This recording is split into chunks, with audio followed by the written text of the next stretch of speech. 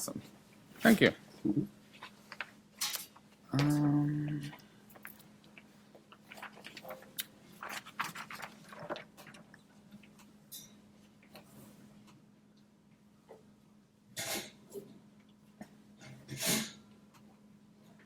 There you go. All right. So, my name is, I'm not a Saul. My name is Kilian, and I'm going to talk about a couple features introduced in Typescript 3.7 that was recently released. So it's nothing that you can't find out by looking at the announcement in the official website, but hopefully gradual interactive introduction to some of these features makes it easier to understand why they might be important and why they made the decision to implement them. So my slides are really interesting. They basically have a link. So we're going to open the link. And this is the TypeScript playground, which I'll take the opportunity to invite everyone to use because it works really well to try out things, and you have the option to choose TypeScript version, including nightly, so it's also a good way of trying what's coming. So let's start with this one. The right side, I could try to remove it, but it just doesn't matter, just ignore it. So first I'm going to talk about assertion functions. And so to demonstrate why they matter, I wrote example React component that is a little useless in the sense that it does things in a way that's precisely what React's trying to avoid, but hopefully it also helps make the point as to why this is important. So this is a component that will change the text in this element when you click this button. So we're going to write this code as if we would in 3.6, which is when I get the reference to the element. If you're not familiar with React, here we say ref equals house ref. That tells React when it actually renders or mounts that DOM element, put it in the current variable inside house ref. So that means we can, it's a reference to it. So we would do something like this. First, we want it to explode. And we already see that there's a problem here. It's because this reference could be null. It's possible, there's no way for TypeScript to know that actually that happened. And in some React components, that might be a real concern where this is conditional. This is not always rendered. So you really want to check that, and TypeScript is helping us there. So what you would do is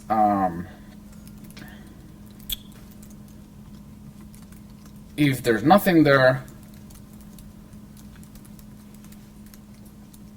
we can say not the best error message, but I just want to be fast. We can do that, and it works. Let's say we also have a set timeout for 300 milliseconds, and after which we want to do essentially the same thing, but now, the house is supposed to be in bad conditions. But depending on the browser, it's more like that or not.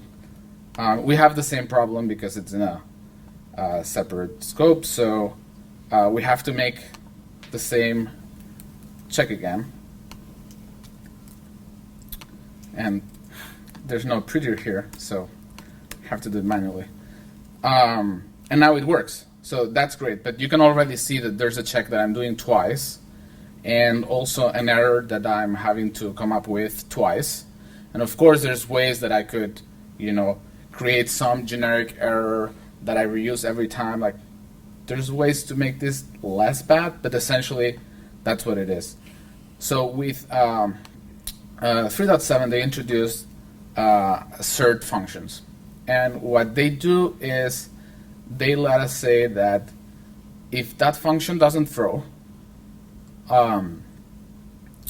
it means that some value we gave it has some type. It narrows the type to something specific. So let's write one for this.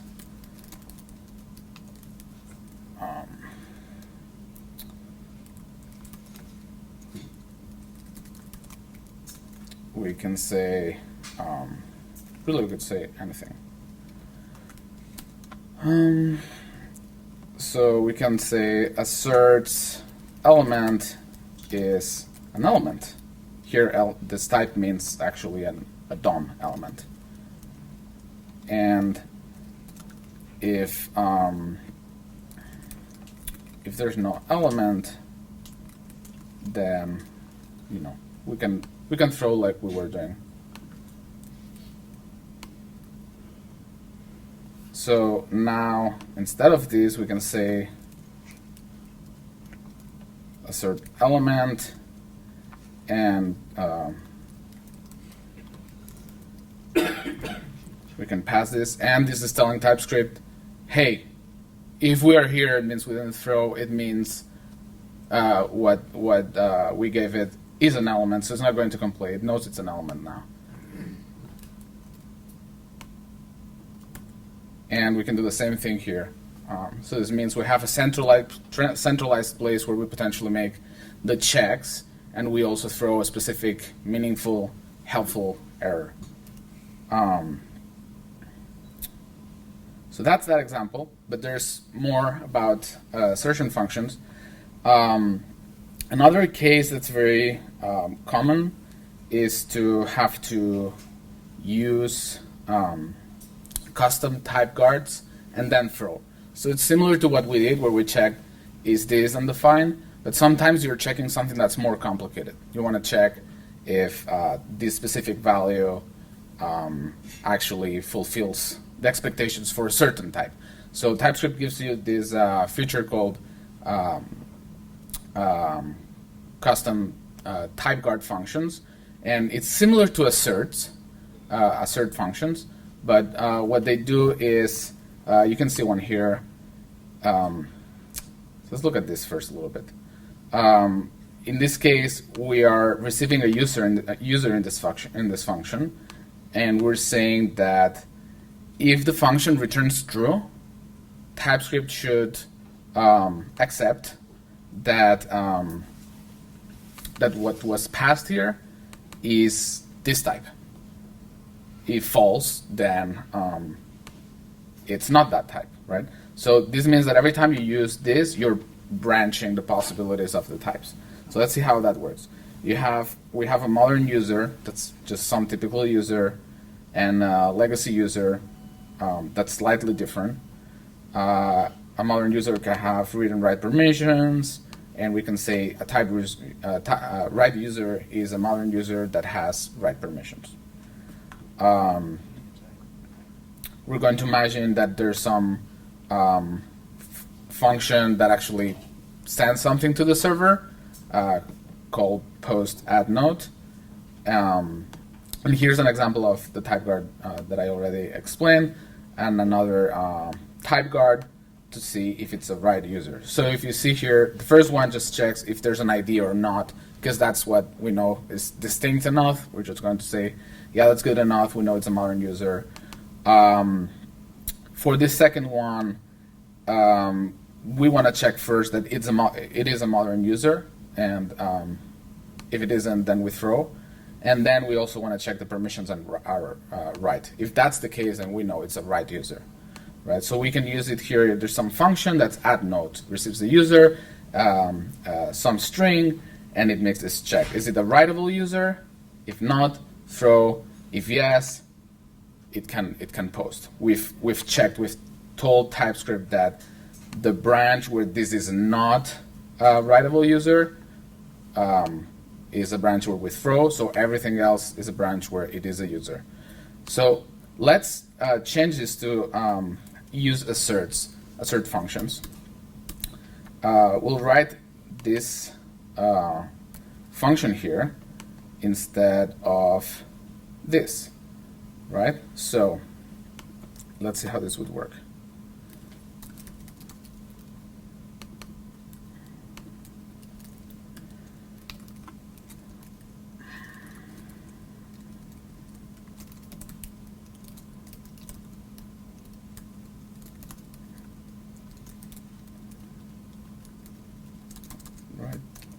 Right user. So it asserts that it's a right user, and what it does is we're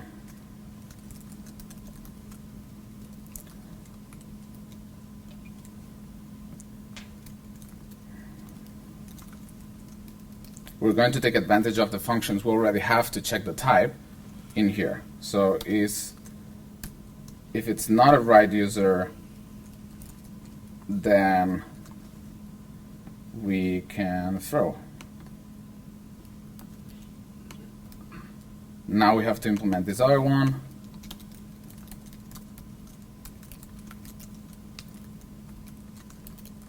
Asserts that user is a modern user, and we can also say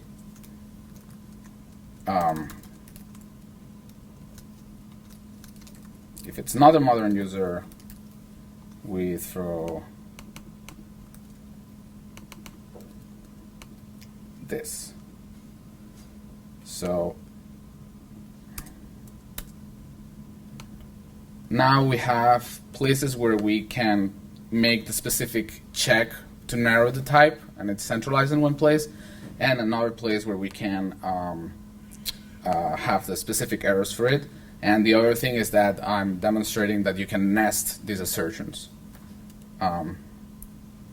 So that's one example where we get rid of a lot of branches, all these ifs. You have to imagine in a code base as it grows, and where you're reusing types, you're doing this all over the place, not just in one function, right? So suddenly you're getting rid of branches that mean complexity. Every branch is one thing that could happen. With this, you don't have to worry about it.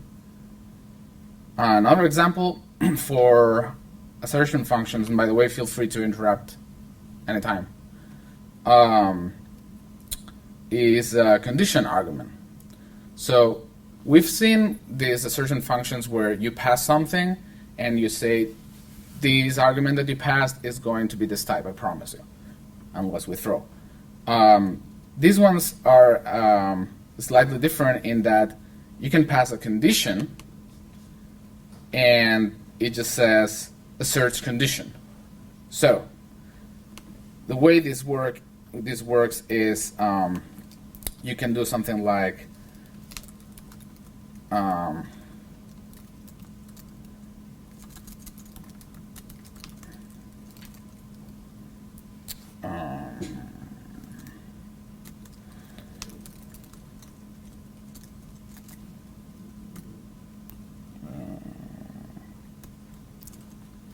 oh, there it is. Sorry, I use like 3 different types of keyboards in different days. Now it's not typing anything. That's weird. Let me copy it from somewhere.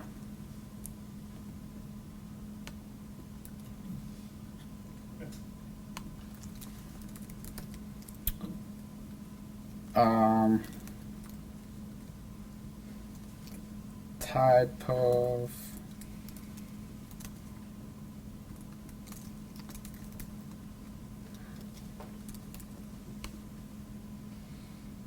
so here it knows that it's a string, right? And we could pass some message. So what this will throw is this sort of error.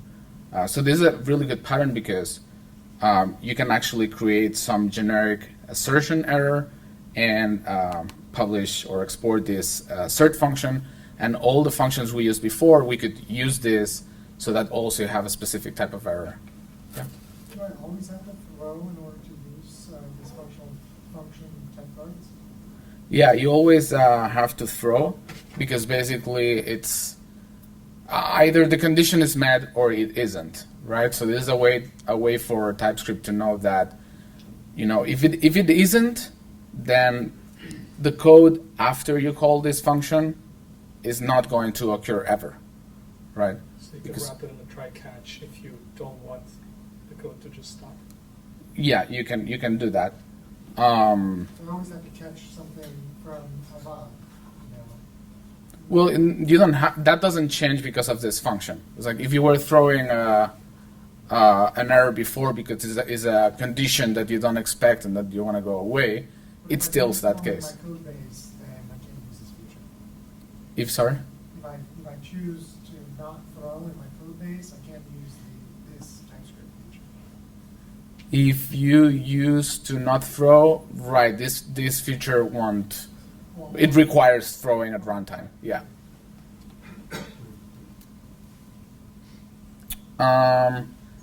So that's it for assertion functions. I hope it's a little bit more clear, like how to use them and why they become useful when you have to manage, especially large code bases, and you want to have errors that are meaningful, and you want to have extra branches and make the same checks a number of times. Another one, I'm only going to cover 3 things, is, and this one was the longer one, so hopefully it's not too much. It's uncalled function checks. And I'm really happy to see this one because recently I actually, because we're not in 3.7, I actually committed something that would have been prevented. So here, if you notice, I'm in 3.6. We have a user that we don't care really what it is. We have some function like before that we imagine calls the server, and some has permissions that, for the sake of the example, always says true. Let's imagine that there's some actual check going on in there, and some publish post function with a user and a string. So, do people spot the bug in here? I don't know if I should take that as a yes. Yeah. And as permissions has not been called. That's exactly right. We didn't call it. We have a function, and we're saying has permissions, and we're happy about it, and it's going to be true always because it's a function. It's there. Yeah, it's not false or undefined. So yeah, good. It always has permissions. I think I found the one. You did. Yeah, that's the one. So if we switch to 3.7 and we give it time, it complains. Wow. This condition will always return true since the function is always defined. Did you mean to call it instead? Indeed, that's what we meant to do. And if we do this, then it doesn't complain. It's so smart. And so that's great. But they also did it in a way that it's not too aggressive, because you can imagine how this could get dangerous in the sense that, well, what if I am checking if the function exists or not, right? That makes sense. So let's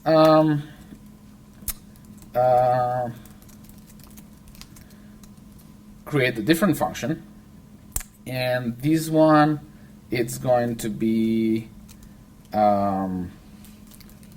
either the type of this other one, or again, it's not. What happened? Okay. I'll need to copy the same character. You must have a Spanish keyboard up on there. Here at home. Or not. Well, I don't know. I've used all the types of keywords. I don't know why it's not happening. But let's do this. Let's imagine it can be undefined, right? So in this case, if I do the same thing and now it went back. Has permissions too. It knows that, hey, this could be undefined, so the check that you're making actually makes sense. It won't complain. Another way to prevent this problem is to do this. Like, oh, you're on purpose, you're doing some sort of check on truthiness, so we're good. And let me check. Have paper notes to see if I forget to mention something. No, that's it. Also, just mention, it's not just undefined, but if it's null, it's the same thing. You're allowed to check for truthiness. So that's small but useful. I forgot to mention here in the assert functions that I don't know why, and I found a merge request or an issue in the TypeScript GitHub repository about it. I don't know why, but you cannot create const assert functions. They have to be classic functions. So you wouldn't be able to do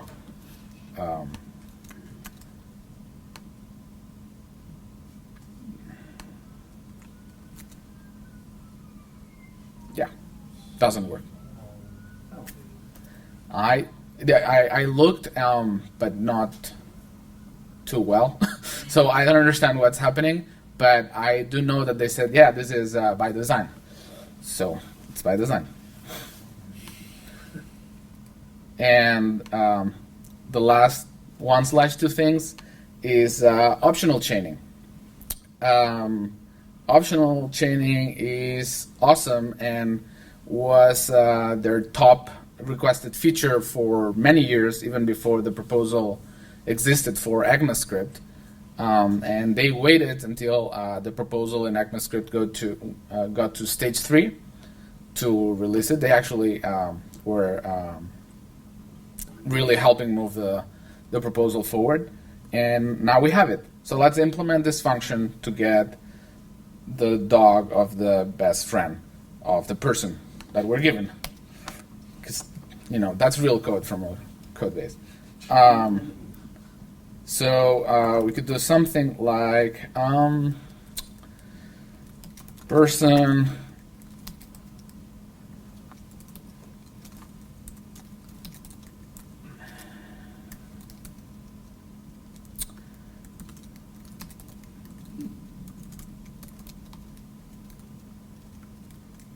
yeah, because actually it'd be more like, let's say pet best friend's dog. That's what it is.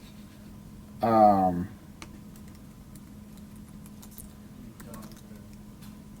I need dog, thank you. You cannot pet the best friend, that would be weird.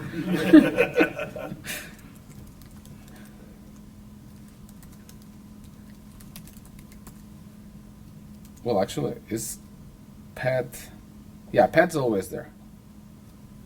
So we can just call pet. And actually, this is what I intended for the example. So it's not very friendly for us developers. So now with 3.7, you have the option of doing this.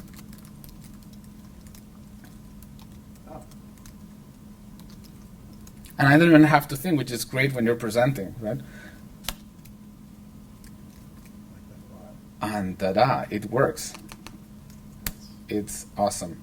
And also, it's better even in one other aspect, which is it's not checking for falsy values, it's checking for nullish values. And that means that a 0 is kind of that this is a good value, go ahead, false, etc. It's only undefined and null that mean the value is not defined.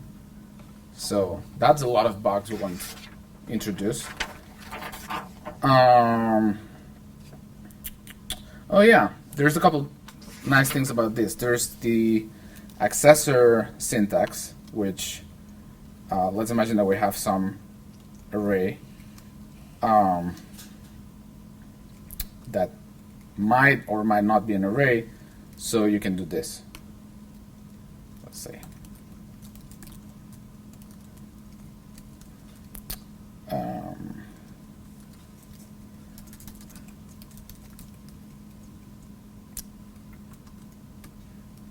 again, what is wrong with me or the keyboard? I'm going to say the keyboard, but It's probably still in your clipboard.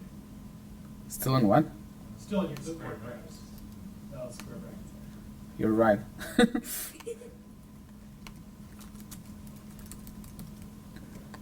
Yeah. So it's working because it's saying, it is or it isn't. If actually there is an array, then we try to access it. This doesn't fix how in TypeScript you can use the accessor with any value, put 30, and it will still, assume that it's a string, even if there isn't such value. But maybe for TypeScript 8. And similarly, for calling, you can do, I'm not going to go through the full example, but if you have a function that may or may not be there, like in this case, actually we can go through the example. I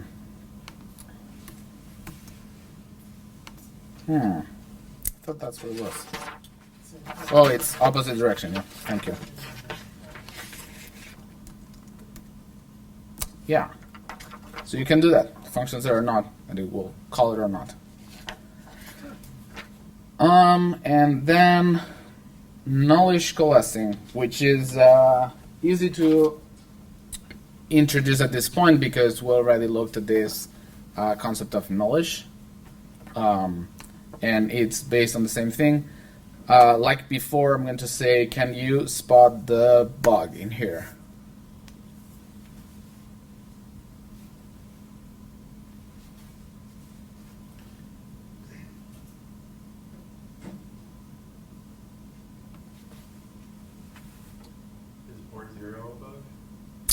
Yep, that's exactly what it is. So, because we're using a very idiomatic way in TypeScript to do this, but it's a way that we'll look at falsy values versus knowledge values. 0 will be interpreted as, oh, there's no port, so let's do 443, right? But I said port 0. In 3.6, definitely you can fix that. You can say if it's undefined, then for 4.3, otherwise the port, right? But in 3.7, oh, I went too far. Well, we're going to ignore that. We can do this, and it will do what we expect. If port is null or it's undefined, it will fall back to 443. Otherwise, including 0, it will just put that in the string.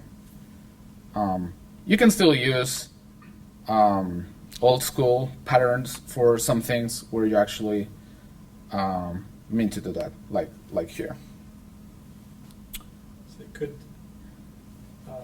it would take care of like if it's not a number or stuff like NaN and stuff like that. Like That's right. being finite. That's right. Not a number would still pass here, and you would probably end with NaN in this resulting URL. Yeah. So that's another thing that you would still have to check for it.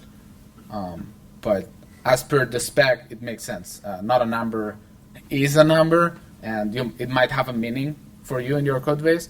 So it would be wrong to treat it as knowledge value, even though very, very, very often it would be great for us. Yeah. Infinity or negative infinity. Same thing. Yeah. Like they're still numbers for that effect. And it's a little late, but still, if there are specific questions, and I'll wait the 5 seconds. Yeah. Thank you.